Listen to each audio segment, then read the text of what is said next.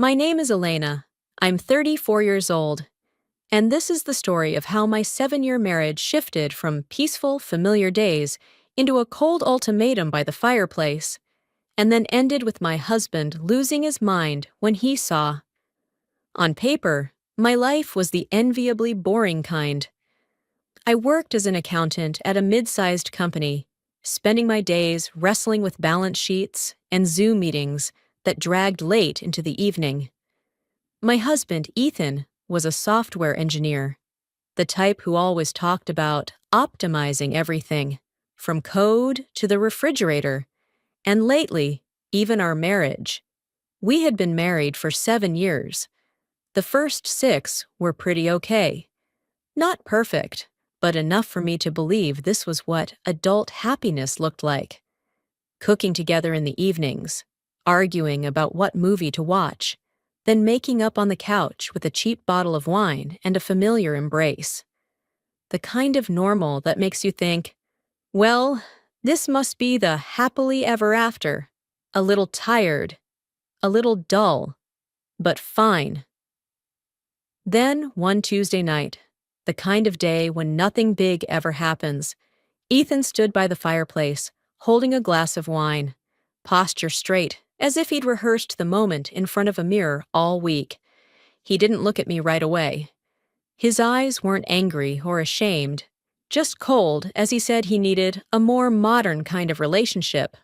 And then, as if reading off 2 bullet points in a presentation, he laid out the options: an open marriage or a divorce. No beating around the bush. No, I'm struggling inside. No, I still love you so much. Just 2 dry choices, as if he were suggesting we switch phone plans. Those words hung in the living room air like thick cigarette smoke, suffocating, refusing to dissipate. They split my life cleanly into before and after, sharp as a knife. Ethan stood there by the fireplace, back straight, no shaking, no hesitation. His voice was even, flat. I remember that moment clearly, the wall clock ticking too loudly, the yellow light in the living room suddenly harsh, and me standing across from the man with whom I had shared every small habit for 7 years. Realizing he was asking to break our marriage vows while keeping the house, the dinners, and a wife to come home to after he had explored himself with other women. I didn't scream. I didn't cry. I just looked at him, waiting for the rest. "I think my needs are changing," he said, staring into the flames instead of at me. "There are modern impulses we should consider. Humans aren't designed to bond with just one person forever." I sat still on the sofa, my hand clenched around the TV remote. My heart beat slow and heavy, like it was counting down to an explosion I knew was coming. He went on, his tone still calm, like he was delivering a quarterly report. "I still love you. I still want you to be my home.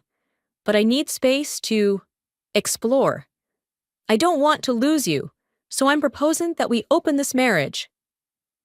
"I need space to explore myself," I asked, my voice quiet but clear. "Explore with whom?" He shrugged, still avoiding my eyes. "No one specific. I just want the right. So if the opportunity comes up, I don't have to feel guilty." Then he paused, took a breath, and delivered the final sentence like stamping a contract. Either an open marriage or a divorce. Not an offer, a verdict. I looked at him, searching for a flicker of doubt, a trace of pain, something that proved he was being torn apart too. There was nothing, just the cold certainty of a man who had calculated every outcome and knew he would win. That wasn't a choice. It was 2 versions of loss wrapped into one sentence. One was losing him completely. The other was keeping him, but only the shell. A husband who came home after enjoying other women, still wanting me to cook, do laundry, smile at him as if nothing had happened. I thought about 7 years, about the house we were still paying off together, about the mornings he made coffee for me, about how empty this place would feel without him. And in that suffocating silence, I whispered, "Okay." Just one word, tiny, but it weighed like a ton of bricks crushing my chest. Ethan exhaled in relief, stepped closer and hugged me. "Thank you, I knew you'd understand." His voice was light, as if I'd just agreed to repaint the walls, not to let him sleep with other women. I didn't push him away, I just sat there, feeling like I had signed my own sentence with my own hands. The months that followed were a slow class in pain. Ethan threw himself into his new freedom, like someone freshly released from prison. He smiled more, his eyes brighter, went to the gym regularly, bought new clothes. Every night there was a reason to go out, meeting coworkers, networking events, catching up with old friends. He came home late, his jacket faintly carrying the scent of unfamiliar perfume. He talked about Maya from marketing with an excitement he used to reserve only for new projects at work. And then the next morning, he still kissed my forehead, still asked, "Did you sleep well?" Still wanted me to make coffee like always. As if the nights he didn't come home were just a personal hobby, completely unrelated to the real life we were supposedly still sharing. And me, I was numb. I didn't go out. I didn't date. The thought of sleeping with someone else made me feel disgusted, as if I would be the one cheating. Even though he had allowed it. Even though he was doing it every week. Even though Ethan had said it clearly. "You can do it too, if you want." But I didn't want to. I never had. The framework in my head was still monogamy, still exclusive love, still the wedding vows that now sounded distant, like someone else's story. I couldn't flip a switch and turn myself into a different person just because he had done it first. I lay in bed, staring at the cold, empty space beside me, where he should have been lying. That space grew more defined, like a ghost stretched out between us, reminding me that he had chosen to leave even while keeping the house key. I agreed not because I wanted to, but because I was afraid. And Ethan knew that. He knew I wasn't going anywhere. He thought I would sit and wait forever, forever grateful for whatever scraps of attention he tossed back between his explorations. Loneliness was no longer a feeling. It became something tangible. Every night, Ethan didn't come home. The places that used to be home turned into haunted spaces. The sofa where we used to lie, wrapped around each other, watching movies, now held only me, sitting alone. The kitchen where he used to wrap his arms around me from behind, now had only me standing at the sink, washing dishes, listening to the running water, and hearing it like crying. Everything was still intact, but everything carried the scent of loss, a scent only I could smell. I never expected that the first comfort would come from Caleb, the best friend Ethan had had since college, the man who had helped us move houses, who had laughed loudly at our weekend barbecues. That night, I was sitting alone in my car in a supermarket parking lot, a takeout box resting loosely on my lap, eating without really tasting anything, just staring at the fluorescent lights reflecting on the gray concrete, my mind completely empty. And that was when my phone vibrated. Caleb. His name made me pause for a few seconds before opening the message. A short line appeared. "Elena, are you okay?" "Ethan said you've been a bit tired lately." I stared at the screen for a long time before typing back a mechanical reply. "I'm fine." I didn't expect that message to open everything up. And before I could think further, another one popped up. "A few friends called me. Ethan hasn't been doing well lately. I think you should know." I replied, "Thank you," because I didn't know what else to say. And Caleb almost immediately wrote back that if I needed to talk to someone who wouldn't use cliches or empty philosophy, I could call him. Then he invited me out to eat. Just food, just clarity. And for the first time in many days, what I felt wasn't anger or numbness, but relief, as if someone had finally spoken the same language as me. I agreed, and he chose a small place by the lake, the kind of place with ugly tables and chairs, decent coffee, and waitresses who call you honey or sweetie, regardless of your age. Caleb was already there when I arrived, sitting by the window, a glass of water in front of him, a familiar face without pity, without shock, just calm waiting. He stood up to greet me. I slid into the chair, thanked him for meeting me. He said, "This week must have been hard," I corrected him. "This whole year." And he just smiled softly, as if he understood perfectly. We sat quietly for a moment, not an awkward silence, but the kind that comes before something important is said. Then Caleb sighed. "I don't know where to start." I smiled faintly. "Start anywhere." He gave a small laugh before saying that Ethan had been acting strange for months, talking in circles about breaking norms, emotional liberation, treating jealousy as fear. At first, he thought Ethan was just trying to sound profound, then realized he was trying to justify something. I just nodded, because I had known for a long time. Caleb said Ethan gradually stopped having normal conversations. Everything turned into philosophical lectures, always saying I was closed off, unwilling to evolve, and I replied that it was his favorite script. Caleb shook his head, said he had asked Ethan what that even meant, but Ethan never answered, because answering would mean facing the truth. When I told him that Ethan had ambushed me at the dinner table and handed me a choice, Caleb frowned, said he had heard, and relief spread clearly across his face, as if he had wanted to say this for a long time. He apologized to me, told me about my husband and Maya, that Ethan had taken her along to a few parties with friends. "You deserve more, someone who builds a family with you, not this thing he calls freedom." We talked more, not about Ethan, but about work, small things, things that reminded me who I was outside the role of a wife, and when it was time to leave, Caleb walked me to my car, kept a respectful distance, only said that if I needed help or just someone to listen, he was here, then hesitated and added, "Don't let Ethan twist the story. You're not the problem, he is." I said I knew, and this time I truly believed it. As I drove away, I felt something I had lost for weeks. Clarity, and I understood that Ethan wanted freedom, and he was about to get it, just not in the way he thought. After that night, Caleb didn't stop. He kept asking, not the kind of asking just to be polite, but because he genuinely wanted to know. "How are you today?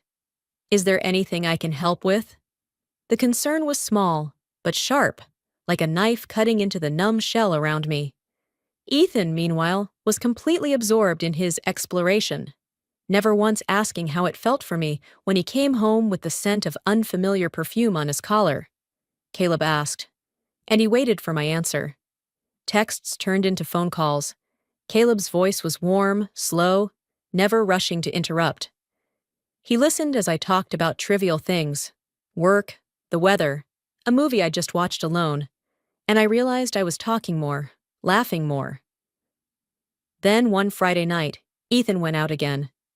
The house was so quiet I could clearly hear the refrigerator humming. I sat on the sofa, the second bottle of wine already half empty, my eyes stinging as I stared into nothing. My phone buzzed. "Caleb, I'm at the grocery store. Can I bring pizza and wine over? I don't want you sitting alone like this." I hesitated, then typed, "Okay." When the doorbell rang, I opened it and saw Caleb standing there, bags of food in hand, his smile a little shy, like he was afraid of intruding. We ate pizza on the living room floor, backs against the sofa, watching an old movie we both already knew the ending to. I laughed out loud for the first time in months. Caleb didn't push me to talk about Ethan. He was just there, present, steady, asking nothing more than letting me be myself. Evenings with Caleb began to change everything. We talked about all kinds of trivial things. The book I was halfway through, an old movie he'd loved since his college days, even the way his dog snored loudly whenever it dreamed. Those conversations were so ordinary they were almost silly, but they pulled me back to myself. For the first time in months, I was no longer Ethan's wife in that strange open marriage. I was Elena again, the woman who liked black coffee with no sugar, who giggled at corny jokes, who had her own opinions about the ending of an old worn-out movie. Caleb looked at me differently, not the distracted glance Ethan had lately, his eyes often glued to his phone or passing through me as if I were just part of the wall. Caleb looked directly at me, his gaze warm, attentive, as if everything I said was worth remembering. He would ask, "What do you think about that ending?" And then truly wait for my answer. No interruptions, no changing the subject, just listening. Caleb looked at me intently, as if every word I said mattered. 3 weeks after that first pizza night, Caleb drove me home after a long, aimless drive around the city. We stood at my door, the night air cool. He paused, hands in his coat pockets, eyes lingering on me, longer than usual. There was no sudden spark, no dramatic background music. He just leaned in, slowly, and kissed me. A warmth spread gradually, from my lips, through my whole body, as if we were both surprised by how natural it felt. Not rushed, not forbidden. Just a real connection, growing out of conversations, out of steady care, out of the way he made me feel valued without conditions. I didn't pull away. I rose onto my toes and kissed him back.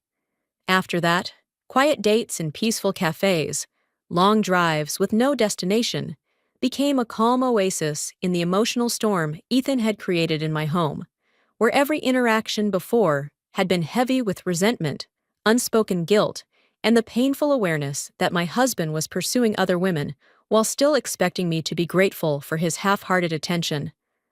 With Caleb, I slowly understood that this relationship wasn't about opposing Ethan, wasn't an act of revenge, but a refuge, a place where I experienced love given freely, without bargaining, without demanding that I sacrifice my values or emotional needs in exchange for someone else's presence. And it was that realization that made me see how I had traded away my self-respect just to hold on to a love already twisted by someone else's selfishness. Then Ethan started to notice. At first, it was just casual questions, his tone trying to sound normal. "Where did you go last night? You came home pretty late." I answered briefly, "Met a friend." He nodded, but his eyes darkened slightly. Then the questions grew sharper. "Which friend? Why don't you tell me about it?" Every time my phone vibrated, he glanced over. Not a normal glance, but a sharp, suspicious look, as if I were hiding a bomb in my pocket. I thought to myself, "You're the one who demanded freedom. Now you're angry because I dared to use it?"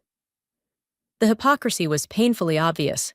He wanted to roam free, to explore, without constraints. But the moment I took one small step through the door he had flung wide open, he lost his mind. He wasn't angry because he was losing me. He was angry because he was losing control. He hated that. Ethan's silence became a weapon. He didn't yell, didn't smash things. He just went silent. The heavy, smoldering, lingering kind of silence. Passing each other in the kitchen without a word. Sitting across from each other at dinner, hearing only the clink of fork against plate. The house turned into a minefield. I walked lightly, holding my breath, never knowing when an innocent remark would hit a tripwire. Even opening the fridge felt tense. Asking, "How was your day?" felt dangerous. He used silence to punish me for daring not to sit still and wait for him. Meanwhile, with Caleb, everything was the complete opposite. With Caleb, he was a refuge, a place where I could breathe, laugh, be myself without measuring every word to see if it might anger someone. Caleb didn't demand gratitude for being kind. He was simply kind, willingly, without conditions. Ethan, on the other hand, turned attention into a reward, something I had to earn by obeying his rules. The contrast grew sharper by the day. One life was a tense house, where even normal things became dangerous. The other was warm evenings, where even silence felt safe because it carried no threat. I realized I was living two lives, one inside four walls that Ethan controlled with deadly silence, and one outside, with Caleb, where I began to remember what it actually felt like to be loved. Not love exchanged for compliance, but love because I was worthy of it. Then came the night when everything exploded. Caleb came over to pick up the jacket he'd left behind last time. I opened the door, forcing a smile because I knew Ethan had come home unexpectedly early. The three of us were trapped in the living room, the air thick, like a glass display room where one wrong movement could shatter everything. Ethan sat on one corner of the sofa, deliberately glued to his phone screen, his finger scrolling up and down, as if he were deeply busy with some other world. In truth, he was pretending, avoiding looking at us, avoiding acknowledging the reality he himself had created with that damn ultimatum. Caleb and I sat across from him, trying to make small talk. The weather, work, scattered polite phrases. But my voice trembled slightly, and Caleb's eyes kept drifting to me without thinking. Everything unsaid was screaming in the silence. Then Caleb set his glass down hard on the coffee table. The sound of glass hitting wood rang out, dry and sharp, slicing through the room. I realized in that moment, this was no longer about politeness or keeping the peace, but about a decent person refusing to keep participating in a farce designed solely to protect the comfort of a manipulator. "Ethan," he said, his voice low but firm as a hammer, "put the phone down. We need to talk." Ethan scoffed, still not looking up. "Talk about what? About how you're sleeping with my wife?" Caleb didn't flinch. He looked straight at Ethan, eyes unblinking. "I love her." The room felt like all the air had been sucked out. Those three words landed heavy like a physical punch. Not because they were cruel, but because they were too real, too sincere. Ethan laughed, but the sound was twisted, his eyes flashing with anger. "What did you say?" Caleb didn't repeat himself. He just looked at Ethan, then glanced at me for a brief moment, his gaze so gentle it made my chest tighten. Caleb went on, clearly stating that he didn't love me because of this situation, that perhaps he had loved me quietly for a long time, through the years of watching Ethan build a life with the woman he cherished, and that this admission exposed the depth of sacrifice and sincerity buried under loyalty to friendship, until the way Ethan treated me made silence no longer noble, but complicit in slowly destroying me. Then his voice hardened. "But I can't stand by and watch you hurt her anymore. Not anymore." Ethan shot to his feet, face flushed. "You're a traitor! How long have you been waiting for your chance?" Caleb shook his head slowly. "You're the one who opened the door. You gave the ultimatum, you burned the house down, and now you're angry because she found a way out?" I sat there, between two men who had once been pillars of my life, now facing each other on the brink of collision. My heart was pounding, but not from fear. It was because, for the first time, someone was standing up for me, not to possess me, but to protect me. Caleb didn't shout. He simply spoke the truth Ethan never wanted to hear. And in that moment, everything changed forever. A man who had once placed friendship and harmony above all else had reached his final limit, where protecting a vulnerable person mattered more than any old loyalty, because some injustices, if not stopped, will continue to grow in the darkness of silence. Ethan reacted almost immediately, his voice breaking into bitter accusations as he pointed at Caleb and called him a snake, someone who had waited for the right moment to slip into our marriage, someone who had exploited my trust, this home. And in that rage, I saw with painful clarity how a manipulator avoids responsibility for his own choices by inventing a convenient enemy, dumping all the consequences of his ultimatum and his prolonged cruelty onto the person who dared to respond naturally to the pain Ethan himself had caused, instead of admitting that he was the one who created it, who cleared the path for someone else to step in with the kindness and care I should have received from my husband. Caleb didn't step back, his voice low but sharp, cutting straight through Ethan's fury as he said, "You're the one who gave her the ultimatum. You're the one who burned this house down, and now you're angry because she found a lifeboat." A sentence that fully exposed the absurdity of Ethan's anger, a man who demanded the right to enjoy every benefit of his new freedom, yet couldn't tolerate the idea that I might also find real love within the very circumstances he had created. The two of them stood facing each other, like two pillars that had once supported my life, now heading toward an unavoidable collision, while I was trapped between them, feeling both like the cause and the victim of this battle, carrying a guilt that didn't belong to me, as if I were responsible for the chaos born from others fighting over me, rather than recognizing that it all stemmed from Ethan's original selfish decision. And then, when rage could no longer shield him from anything, Ethan collapsed, breaking down in tears. His voice shattered as he admitted that his demand for an open marriage had been a terrible mistake, a selfish illusion born from fear and insecurity. But those words came too late. Not enough to mend the tears he had inflicted on me and on his friendship with Caleb, because some betrayals, once committed, cannot be erased by regret alone. When Ethan choked out that he never thought I would actually find someone, especially Caleb, the final naked truth emerged. He had believed I would remain isolated forever, always there waiting for him to return from his adventures, never imagining that I might realize I deserved to be treated better, to be loved by someone who valued my presence and emotional well-being more than his own selfish desires. Ethan lifted his head, eyes red and swollen, his voice hoarse from crying. "Can we go back? Erase these 6 months, just you and me, like before?" He looked at me, waiting, as if all it would take was a nod for everything to snap back into place, as if there had never been an ultimatum, never been nights he didn't come home. I looked back at him, really looked, and I realized something cold, something painfully clear. That threat had changed something fundamental inside me. The woman who once whispered, "Okay," because she was afraid of losing him forever, wasn't sitting here anymore. She had slowly died in the months of lying beside that cold, empty space, in evenings pretending to sleep when he came home late, in forced smiles while he talked about Maya from marketing. In her place stood a different woman, one who had tasted genuine care, one who knew she was worth more than emotional scraps.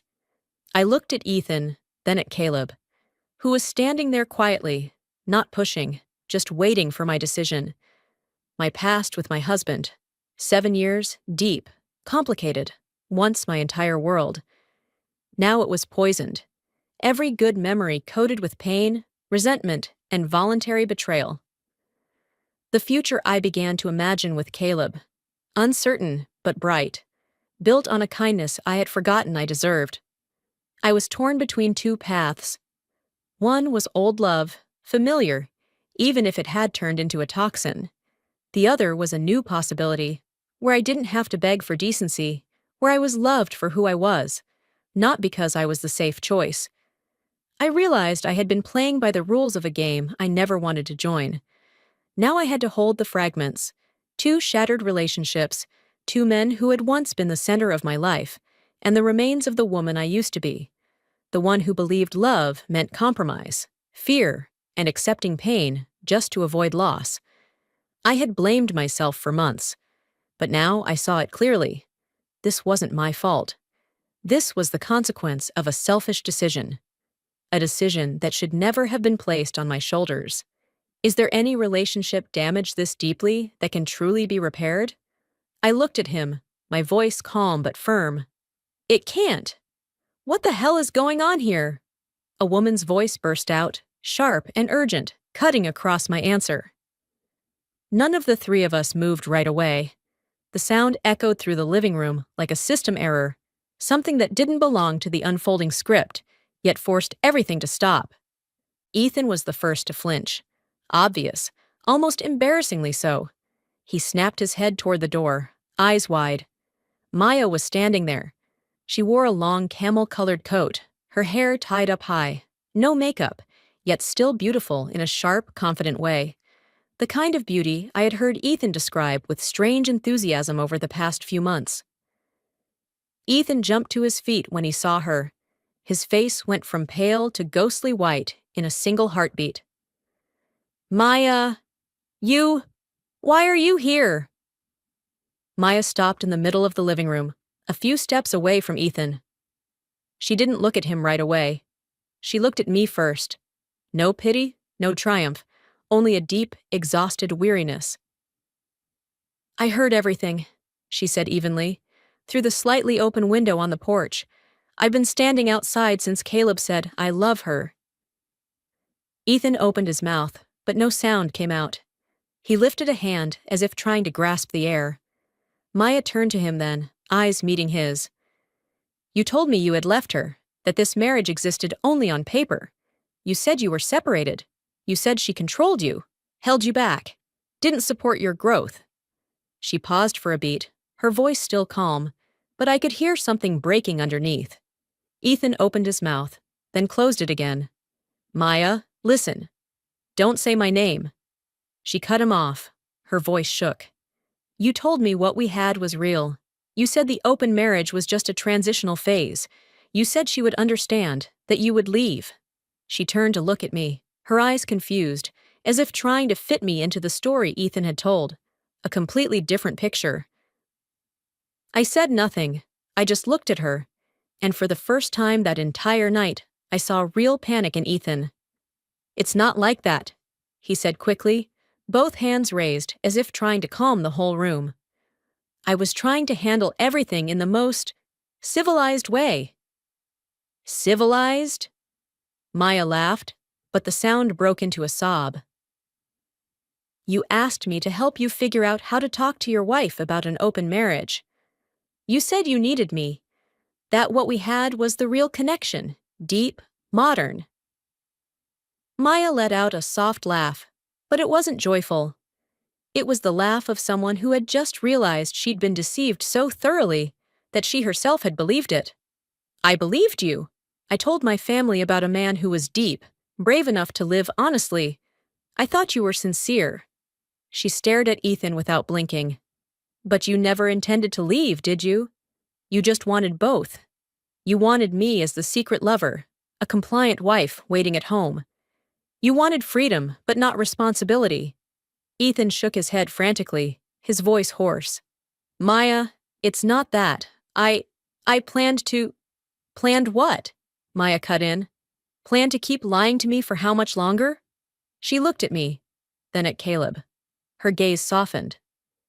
You should run, she said quietly, for the first time with genuine sincerity.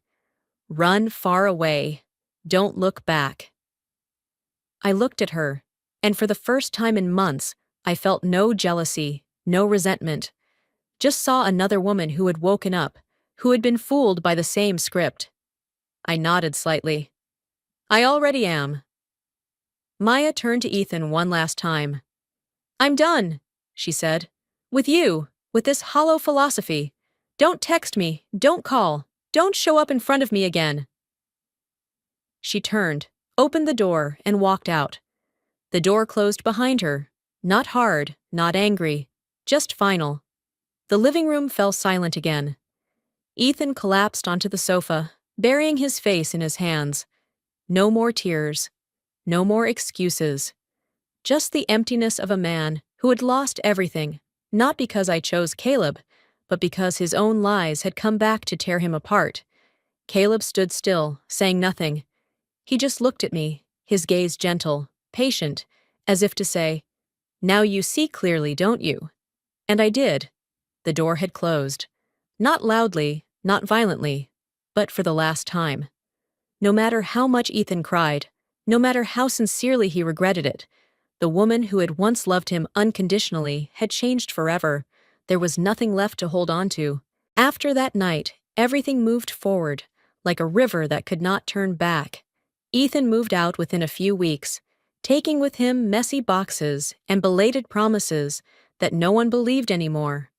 I signed the divorce papers without my hand shaking, sitting in the lawyer's office with a cup of coffee gone cold on the table, looking out the window where snow fell softly, whitening the familiar streets that had once been home. The house we once shared was sold.